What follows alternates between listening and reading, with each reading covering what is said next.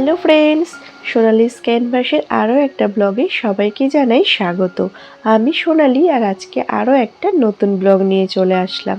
এখন ঘড়িতে বাজে 7টা সাড়ে 7টা মতো, আর ঠিক এই মুহূর্ত থেকে আজকের ব্লগটা স্টার্ট করলাম। ঘুম থেকে উঠেছি বেশ কিছুক্ষণ আগে, তারপরে ফ্রেশ হয়ে নিয়েছি। মাম্মামও ঘুম থেকে উঠে পড়েছে, কারণ আজকে মাম্মামের স্কুল আছে। আর যেহেতু মেয়ের স্কুল আছে সেই জন্য ফ্রেশ হয়ে প্রথমেই চলে এসেছিলাম কিচেনে মাম্মামের জন্য টিফিন বানাতে। আর আজকে না কিছু বানাইনি, ঘরে যা ছিল সেটা দিয়েই মাম্মামের টিফিন বক্সটা ভরে দিলাম। একটু ব্রেড ছিল, সেটা একটু বাটার দিয়ে সেঁকে দিয়েছি, আর তার সাথে দিয়ে দিয়েছিলাম মোয়া, কারণ আজকে না ঘুম থেকে উঠতে আমার একটু দেরি হয়ে গেছে। তো এখন মাম্মামের টিফিন বক্সটা রেডি করে দিলাম, আর হাজব্যান্ডকে বলেছিলাম একটু তুলসী পাতা নিয়ে আসতে, আর মাম্মামও গিয়েছিল ওর পাপার সাথে। আর এই যে দেখো, ওর খেলনা ব্যাগে করে তুলসী পাতাটা এনে আমাকে বললো মাম্মাম আমি বাজার করে নিয়ে এসেছি। তো যাই হোক, মাম্মামকে এখন একটু তুলসী পাতার রস আর মধু মিশিয়ে খাওয়াবো, কারণ ওর না একটু ঠান্ডা লেগে গেছে। বাচ্চাদের হালকা সর্দি কাশিতে তুলসী পাতার রস আর মধুটা কিন্তু ভীষণভাবে কার্যকরী। তো যাই হোক, মাম্মাম দেখো এখন বেরিয়ে পড়েছে স্কুলে।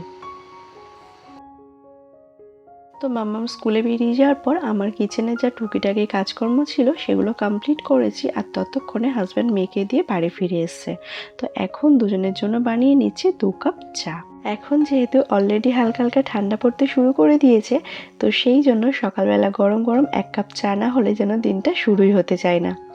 আর এই শীতের সকালে গরম গরম চায়ে চুমুক দিলে মাইন্ডটাও যেন একটা ফ্রেশ হয়ে যায়, আর তার সাথে কিন্তু একটা খুব ভালো এনার্জিও পাওয়া যায় সংসারের অন্যান্য কাজকর্ম করার জন্য। তো যাই হোক, 2 কাপ চা নিয়েছি, আর তার সাথে নিয়েছি 4 পিস সুগার ফ্রি বিস্কিট। তো চাটা খেয়ে এখন চলে আসলাম ঘরে। তো মেয়ের স্কুল ছিল সেই জন্য আজকে ফ্রেশ হয়েই প্রথমেই চলে গিয়েছিলাম কিচেনে। আর এখন যেহেতু হালকা হালকা ঠান্ডা পড়তে শুরু করে দিয়েছে, তো সেই জন্য মেয়েকে রেডি করতেও কিন্তু অনেকটাই সময় লেগে যায়। তো যাই হোক, মাম্মাম বেরিয়ে যাওয়ার পর আমি এখন ঘরটাকে গুছিয়ে নিচ্ছি। তো প্রথমেই দেখো বেডটা গুছিয়ে নিচ্ছি, কারণ ঘরের মধ্যে অধিকাংশ জায়গা জুড়ে থাকে কিন্তু বেড, আর সেই জন্য আমি প্রথমেই বিছানাটা সুন্দরভাবে গুছিয়ে নিই। দেখবে ঘরের অন্যান্য ফার্নিচার একটু অগোছালো থাকলেও ততটা প্রবলেম হয় না, কিন্তু বেডটা যদি একটু অগোছালো থাকে তাহলে পুরো ঘরটাই যেন অগোছালো মনে হয়। আর তাছাড়া বিছানা চাদরটা এরকম সুন্দর টান টান না থাকলেও না আমার কিন্তু একদমই ভালো লাগে না। তো যাই হোক, বিছানাটা গুছিয়ে নিয়ে এখন চলে আসলাম ছাদের উপর। গতকাল রাত্রে এই ব্ল্যাঙ্কেটটা বের করেছিলাম, আর এখন একটু রোদে দিয়ে দিলাম। এই ব্ল্যাঙ্কেট বা সোয়েটার এই সমস্ত শীতের জিনিসপত্রগুলো না আমি বের করার পরে একটু রোদে দিয়ে তারপরেই এগুলোকে ইউজ করি। আমি আর মাম্মাম গিয়েছিলাম আমার বাপের বাড়িতে, ওই জগদ্ধাত্রী পুজোর বিসর্জন ছিল সেই জন্য। তো আমরা ফিরেছি গতকাল রাত্রে, তো সেই জন্য অনেক জামা কাপড় জমে গেছে। তো যেগুলো কাচার সেগুলো সকালে কেচে দিয়েছি, আর বাকিগুলো এখন একটু রোদে ফেলে দিলাম। আর এদিকে মাম্মামের জন্য জল রোদে দিয়ে দিয়েছি, আর মাম্মামের ঘরে পরা জুতোগুলো বের করে নিয়েছি, আর এখন একটু রোদে দিয়ে দিলাম। এখন চলে এসেছি কিচেনে, রান্না বান্না করব। তো প্রথমে না ভাতটা বসিয়ে দিয়েছিলাম, ভাতটা হয়ে গেছে, এখন উপর দিয়ে দিয়েছি। আর এদিকে কেটে নিয়েছিলাম লাউ, আর আমার চিংড়ি মাছটাও ভাজা হয়ে গেছে। আর দেখো রয়েছে একটু পাবদা মাছ, পাবদা মাছটাকে ঝাল করে নেব, আর তার সাথে একটু লোটে মাছ আছে সেগুলোকে ভাজা করব।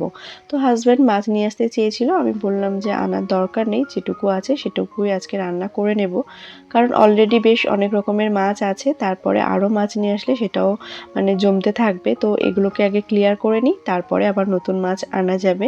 তো এদিকে লাউ আর চিংড়িটা বসিয়ে দিয়েছি, আর এখন দেখো পাবদা মাছগুলোকে ঝাল করে নেব। আর লোটে মাছটাকে আর ঝাল করব না, কারণ হাজব্যান্ড না লোটে মাছটা ভাজা করলে তাও 1 পিস 2 পিস খেতে পছন্দ করে, বাট ঝাল করলে ও একদমই খেতে ভালোবাসে না। আর তাছাড়া যেহেতু পাবদা মাছটাকে ঝাল করে নেব, তো সেই জন্য লোটেটা শুধু ফ্রাই করে নেব। আর লোটে মাছের ফ্রাই খেতে কিন্তু দারুণ ভালো লাগে আমার। তো আমার রান্নাবান্না কমপ্লিট হয়ে গেছে, চলো তোমাদেরকে একবার দেখিয়ে দিই আজকের দুপুরের মেনুতে আমার কি আছে।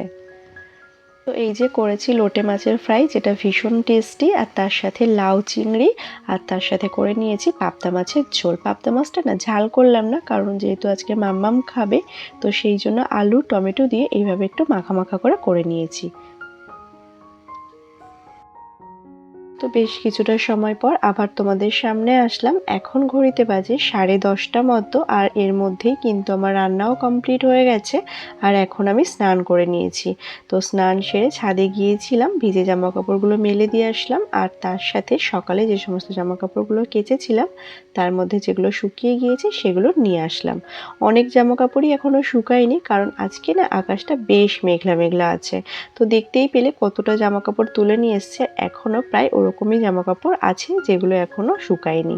যদিও এখনও অনেকটাই টাইম আছে, আশা করছি তার মধ্যে সমস্ত জামা কাপড়গুলো শুকিয়ে যাবে। আজকে না খুব ছোট্ট একটা ব্লগ তোমাদের সাথে শেয়ার করলাম, আর কেমন লাগলো সেটা অবশ্যই তোমরা কমেন্ট করে জানিও। কারণ আজকে না খুব বেশি ভিডিও করতে পারিনি, কারণ যেহেতু গতকাল রাত্রেই ফিরেছি, শরীরটা একদমই ভালো নেই। আর তাছাড়া প্রচণ্ড পরিমাণে ঠান্ডা লেগে গেছে। আর এবারে না হাজব্যান্ড যায়নি, মাম্মা আর আমি যেহেতু গিয়েছি, তো আমরা ট্রেনে করেই ফিরেছি।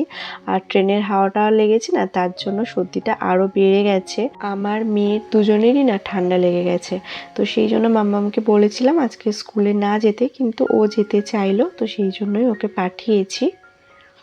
আর এখন চলে আসলাম ছাদে পুজো দিয়ে নেব। যেহেতু এখন ঠান্ডা পড়তে শুরু করে দিয়েছে, তো সেই জন্য না এখন গাছে আর তেমন পরিমাণে ফুল হচ্ছে না, ওই একটা দুটো এরকম ফুল ফুটছে। এখন তো সমস্ত পাতাগুলো ঝরে যাচ্ছে আস্তে আস্তে, আর ফুলের পরিমাণও কিন্তু কমে যাচ্ছে। আর আমার না ভগবানের সেবা দেওয়ার সময় ভিডিও করতে একদমই ভালো লাগে না। হয়তো তোমাদের সাথে দু একটা শেয়ার করেছি, কিন্তু আমার পার্সোনালি না একদম ভালো লাগে না। কারণ আমার মনে হয় যেটুকু সময় আমরা মন্দিরে থাকি সেটুকু সময় ভক্তি করে ভগবানের পুজো দেওয়াই ভালো। সেখানে ভিডিও করে অযথা মাইন্ডটাকে ডাইভার্ট করার কোনো মানেই হয় না। তো যাই হোক, এই যে ফুলগুলো তুলে নিয়েছি, চলো এখন নিচে যাব আর তারপরে ভগবানের সেবা দিয়ে নেব। পুজো দিয়ে এখন চলে আসলাম ঘরে। আর যে সমস্ত জামা কাপড়গুলো নামিয়ে নিয়ে এসেছিলাম সেগুলোই এখন ভাঁজ করে নিচ্ছি। দেখতেই পেয়েছো অনেক জামা কাপড়। তো এগুলো ভাঁজ করে যেগুলো যেখানে রাখার সেগুলো সেখানে গুছাতে আমার কিন্তু অনেকটাই সময় লেগে যাবে। তবে আজকে মাম্মামকে স্কুল থেকে আনতে যেতে হবে না, কারণ হাজব্যান্ড বলল ওকে বাড়ি দিয়ে তারপরেই ও অফিসে যাবে। তো সেই জন্য আমার একটু সুবিধাই হয়েছে, মানে হাতে বেশ কিছুটা সময় পেয়ে যাব। আর এগুলো গুছাতে গুছাতে মাম্মামও স্কুল থেকে ফিরে আসবে। আর এখন না মাম্মামের স্কুল থেকে ফিরতে ফিরতে ওই 12:30 মতো বেজে যায়। আর সেই জন্যই ও ফিরে আসলেই পরে ওকে আগে স্নান করাতে হয়, আর তারপরে তো মানে খাওয়াতে হয়। তো মাম্মাম ফিরলে না অন্য কোনো কাজ আমি আর সেই জন্য করতে পারি না।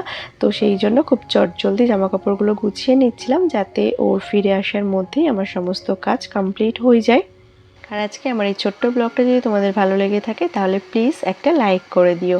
আর এই যে কুর্তিটা দেখো এখন ভাঁজ করে নিচ্ছি, এটা না আমি যখন শান্তিনিকেতনে ঘুরতে গিয়েছিলাম তো সেখান থেকেই নিয়ে এসেছি, কোনোদিনই পরা হয়নি, এই ফার্স্ট টাইম বের করলাম পরবো বলে। তো চলো আজকের মতো টাটা, সবাই ভালো থেকো, সুস্থ থেকো, দেখা হবে আরও একটা নতুন ব্লগের সাথে। ভিডিওটা ভালো লাগলে চ্যানেলটাকে সাবস্ক্রাইব করে দিয়ে পাশে থেকো। Thanks for watching.